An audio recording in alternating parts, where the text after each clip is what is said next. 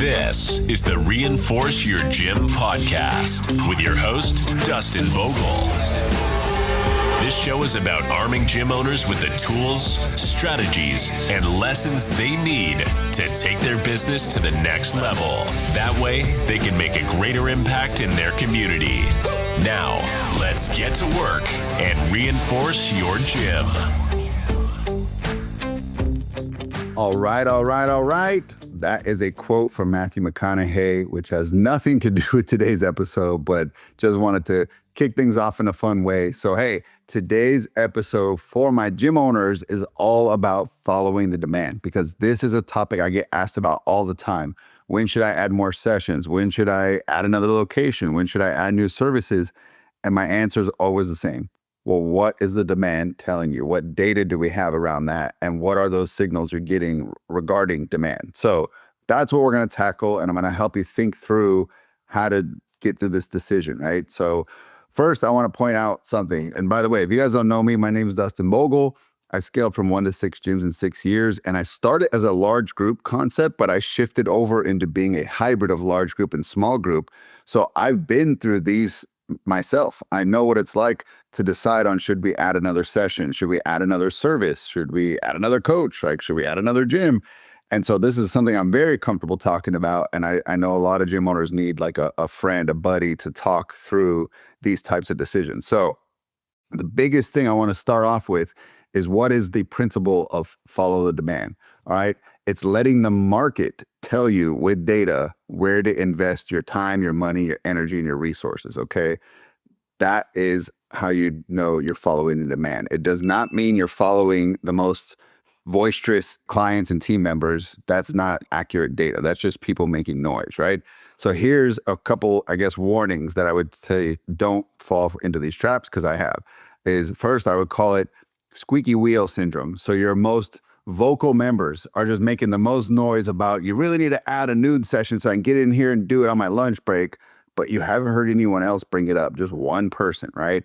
And I'll tell you, I had a lot of people say, I would totally come if you offered that time. And then we offered it and then no one came. The excuses, well, I guess there's a little bit more traffic, or I just can't seem to get away. And I'm like, all right, that was lame.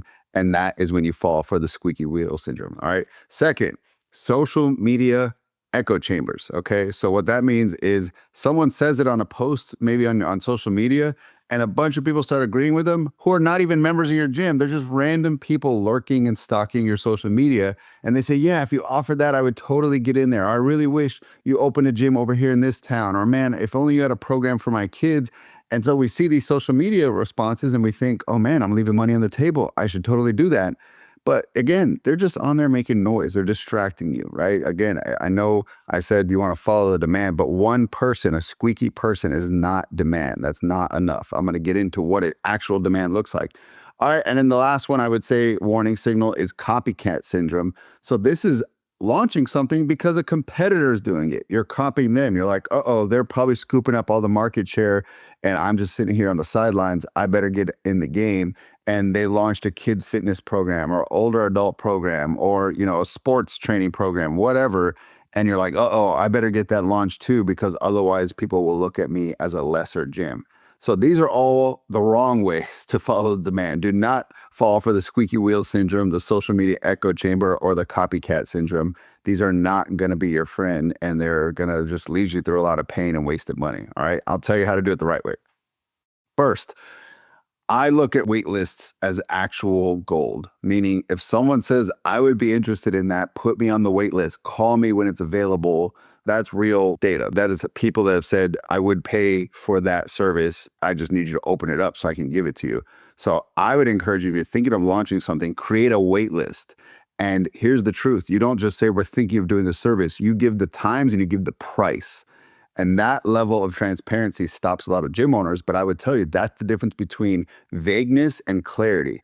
People know what's going to be offered, what time, and what's it going to cost. They can then clearly tell you, I want to be on the wait list for that.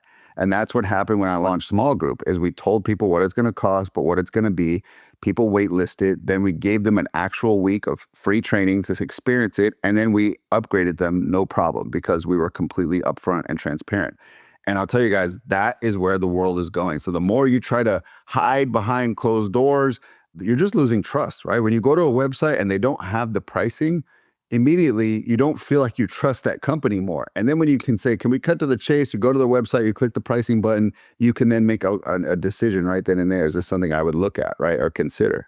So that's what customers value more and more these days is transparent pricing. Okay.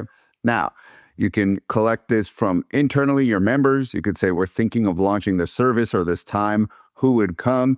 I always say, hey, expect 70% of the people to actually show up, right? Or if you got 20 people to say, I would totally come to an 8 a.m. session, I would say probably about 14 are going to actually make it and attend that session, right? So that's number one, is what does the wait list look like and how clear were you when you created that wait list? Okay, the second is lost sales. So meaning you lost a sale because you do not offer a session time or a service, right? That's actual money walking out the door, and you can't really overcome that objection if that session time's not available. Now, again, don't get caught up in one person couldn't sign up because you don't offer noon and they walked out. Sometimes you got to know when to stand your ground and say, you know what, that's not the vision for our company. We will never offer a noon session. But you might start considering it if you start seeing 20, 30, 40 people leave because of that noon session. Your vision might change. You might say, hey, now I'll consider it. There's so much demand. And I've seen it both ways. I used to be like heels dug in the ground, never offer a noon session. This is totally a waste of time. But then there are gyms that are like in downtown areas where they would pack out. They get 30, 40 people in a noon session. Now, it's up to them and how they feel like that might impact their coaches' like longevity. For me, I didn't want them to have to drive back and forth to the gym 3 times, potentially go run the morning session, go home, afternoon session, go home, evening session, or even twice, even going back twice is a burn. So that's something to look at is like lost sales and your wait list. Okay. Now, other ways to test for demand is first sit down and ask yourself, what's the minimum amount I need to greenlight this decision, right? How many members do I need to get in this session to launch it or this service to launch it? And just sit down and crunch those numbers. Like what would your cost be, for labor and all those types of things? And then how many do you need? And create what I call the red line, meaning this is the minimum amount. If it ever drops below the red line, we actually have to notify everyone in that session is canceling. And a lot of gym owners are scared to do that because they don't want people to run away. But the truth is, if you calculate things right, once they go to the red line, you're losing money. That means if I do large group, but they're getting small group personal training because there's 3 people in the session, I'm losing money anyway, keeping them in that session and having that coach run it every single day. So I need to axe it. And what tends to happen is 99% of the time, someone just moves into another session. If you kill at 7 a.m., they just find their way to 6 or they find their way to 8 and 7 a.m. gets the axe. But, again, we give them ample notice. We say, hey, this is their 3-week notice. So we're going to be eliminating this session unless it fills back up. But that's a hard and fast rule that the team is being told and the clients are being told, like what that red line is from the get so that there's no frustration, right? So that's something that I think, again, is important for you to do. Then you can also sell it externally. We said, make this wait list with your members, post it on social media, email your list, say, if we offer this time, who would be interested? And you can add them to the wait list. In my opinion, they're a little bit less quality because they're not paying like your members. But then you can now say, okay, you know what? We're going to go ahead. We're going to do a trial period and we're going to go ahead and launch this 7 a.m. session, but we're only going to do it for 60 days. And we want to see what the, activity levels like and the commitment level. So if you want to do it, and then you can lead that into a trial program. If you want to join the 7 a.m., early roosters group or whatever you want to call it, early bird group, then go ahead and click here, buy this trial, and you can come experience it for 60 days. So they know exactly what they're signing up for, and then you're not locking yourself in for the long haul, right? And that's where I say the next tip I'd give you is give yourself a backdoor. Tell people how long is this trial going to last, and then you'll make a final decision. And that's your backdoor, right? So you can say, hey, if we have this amount of people consistently coming, then this is here to stay. But if for whatever reason we fall short of that, I just want you to know it's going to be canceled. Then no one's going to be upset or frustrated because, again, you calculated your red line, you communicate it to everyone involved, and now we let that time go by, right? I don't like having that plan B, like fail mindset. I like it to be a success, go, go, go. But there are a couple of factors that lead into this. All right. Number one, seasonality. Probably not a great time to launch testing a new session time or service during the holidays or maybe during the summer if you have a lot of people that are transient during that time of the year. So you got to know when to launch these tests, right? And when is a good time to test. And you learn that by being in your gym, year after year, learning the seasonality of it. All right. But that is all the leading up to launching what I would say is either a new service. Let's say you're going to launch small group or nutrition coaching or one-on-one or assisted stretching. Like first get that wait list going, then essentially look at how many sales you're losing because you don't offer it, create that red line, and then create that back door, right? And then I would say, again, create a trial program for it. So you tell everybody that this is for a limited amount of time. Now, I'm going to go to a different subject within this same kind of concept of follow the demand, and that's for opening an additional location. All right. So this is something that's been on your mind. Let me help you think through this as someone who has opened many locations, helped friends open their gyms. I opened my 6. And so this is something that I can definitely tell you from my failures and successes, okay? Number one, do a heavy amount of market analysis, okay? Do not just jump into an area because it's high income or you just see that it's a great opportunity. Have the data, all right? So what is the population density? What is the income level? How many people in that population are your ideal customers? So if you serve 30 to 50-year-olds, well, how many of those types of people live there, right? And essentially, you can use a tool called Buxton, all right, Buxton, and they do heat maps where they can pull up your demo. You can tell it all the details about your avatar, and it'll put little dots all around the map and show you where these people are. And then you can make an informed decision, right? But beyond the demo, I would tell you to also look at the competition, all right? This is with things where gym owners get a little bit of that pride, that ego. They're like, I'm coming to town out of the way. No one can hold a candle to me. There is no competition in my mind. There is, right? All these people are spending marketing dollars. How much of a jump did they have in that area? How many years are they ahead of you that they've been marketing and building the reputation, and you're the last to the market or you're the most recent, which has pros and cons, right? When you're new, you're the new flavor. Everyone wants to go check out the new flavor, new businesses. It's exciting. It's that dopamine rush.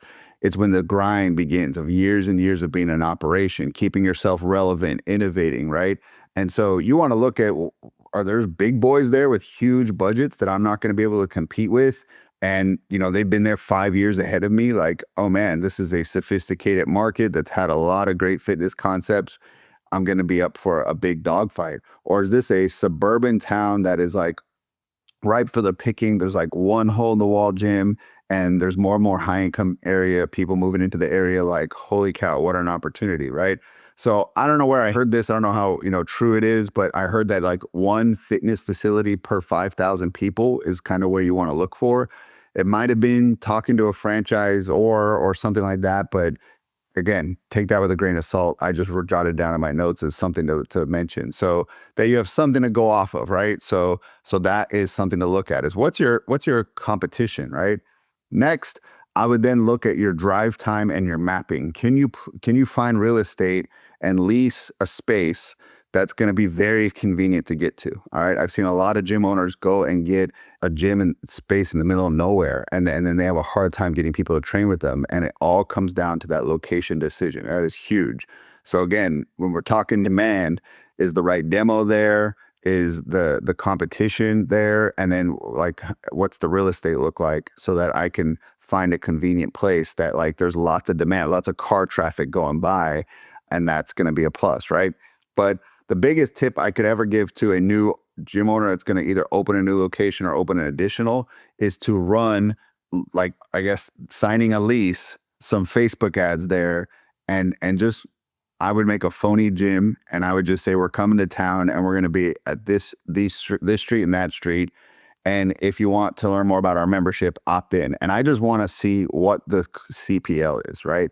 And I just want to see how many people are opting in, because the other thing you're going to find with that demand is, what is marketing going to look like in this area?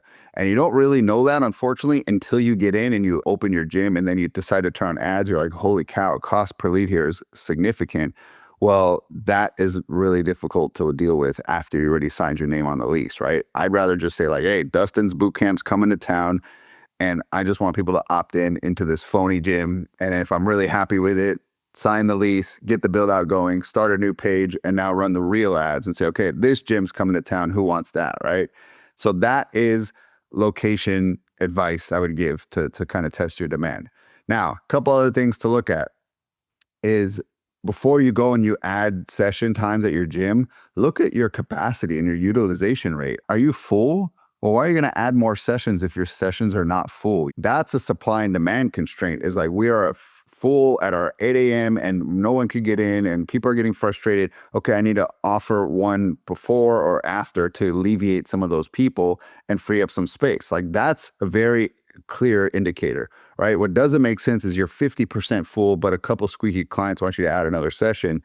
It just doesn't make sense, right? Like, again, don't let those gripers bully you into offering more things.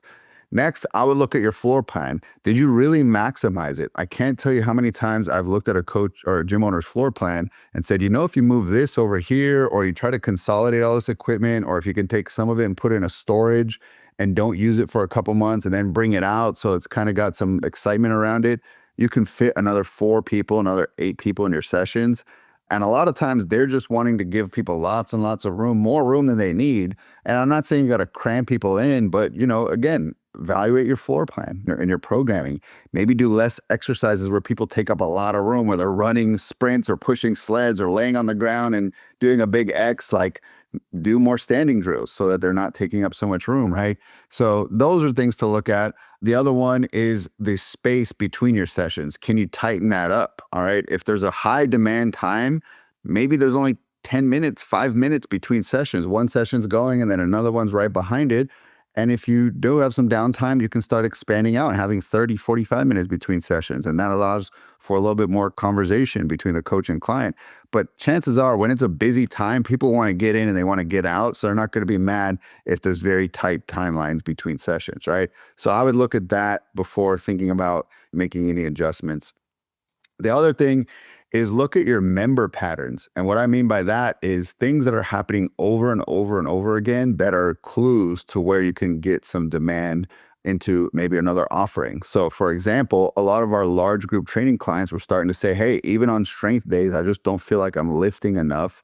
And I'm going to start exploring other concepts. I might just go to a big box gym. I might go to this gym that they do a little bit more strength training. And so I saw that demand. I'm like, man, if we opened up a very, very hardcore kind of strength training program, people would sign up for it. So then, small group comes around and I stopped that issue from happening. The demand was there. They were asking for it.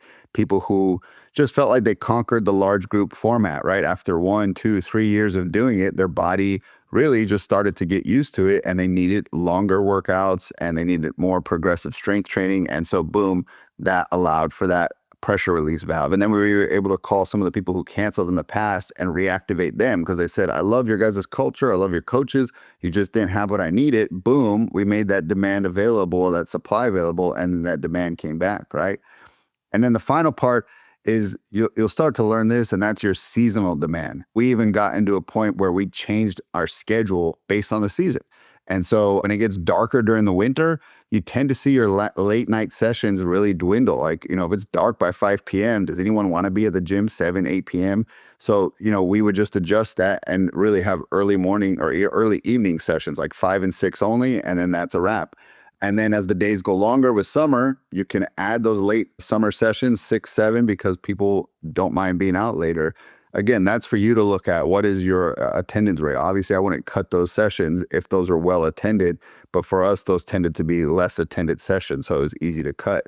Those are some things to consider as you're looking at changes in your gym. So big thing I would say as a takeaway is get data, right? Like that's what we want to have. When I say gather data before you open another location, look at your data before you add a session time, look at your data before you add another service offering. That's the big takeaway. I just wanted to give you some more specific examples, but that'll always be my answer. If you're like, should I do this? Should I do that? And it's around launching something new, it'll always be follow the demand. And I don't just want to listen to 1 or 2 squeaky people. I want to see a list. I want to see 10, 15, 20 people, lost sales, people that canceled, people that have been asking for it over and over again.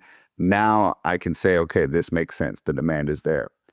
Hope that helps you guys. See you next week on the next episode.